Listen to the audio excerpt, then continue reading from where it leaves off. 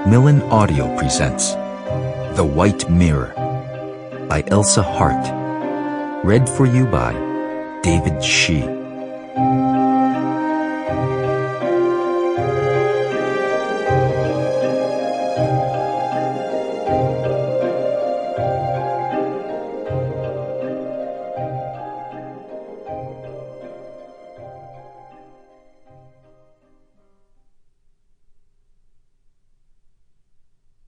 Prologue.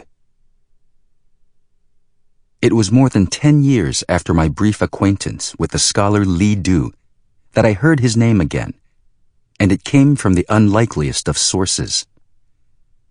The year was 1718, and I was in St. Petersburg.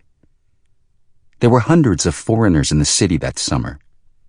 We were in Russia, at the behest of the Tsar, who wished his new capital to be a place of surpassing beauty and refinement.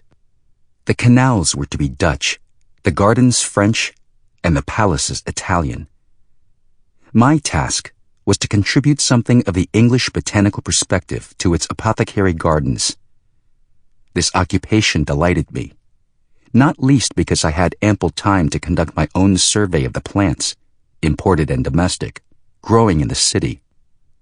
One day, late in the summer, I had reason to consult Dioscorides and inquired as to where I might locate an addition. I was directed to an estate at the city's edge, a grand two-storied hall set on a flat lawn with a forest behind it. Inside, I was received by an apologetic official who explained that the estate was being converted from a private residence into a new royal library and cabinet of curiosities.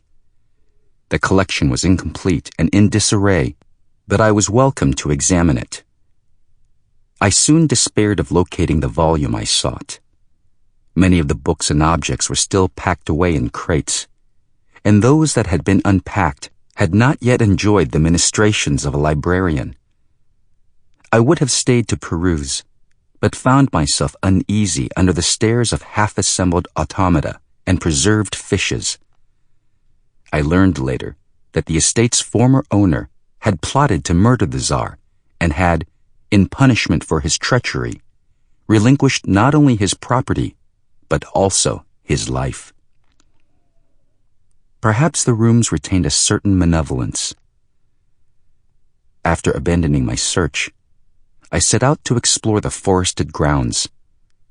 Soon I was surrounded by red trunks of dark needles of Siberian pines, my boots sinking into soft moss, the drone of insects loud in my ears. I stopped to rest beside a small lake and was enjoying the blurred reflections of silver poplars and white birches in the water when I was hailed by a man walking toward me on the path. His clothes were richer than a peasant's, but worn and muddy at the knees. The hair beneath the brim of his hat was white. He carried a trowel in one hand and a basket of iris roots in the other. He told me his name was Etienne Laporte.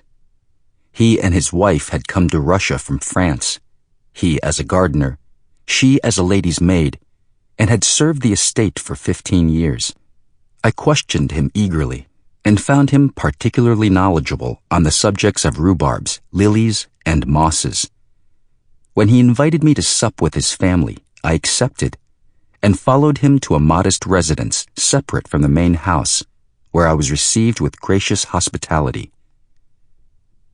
After a pleasant repast, Laporte led me to a parlor and poured 2 glasses of the Russian liqueur. As I examined the room, my attention was arrested by a flower in a vase beside a small window. A red waxy blossom that drooped from a thick stem, curved like the neck of a swan.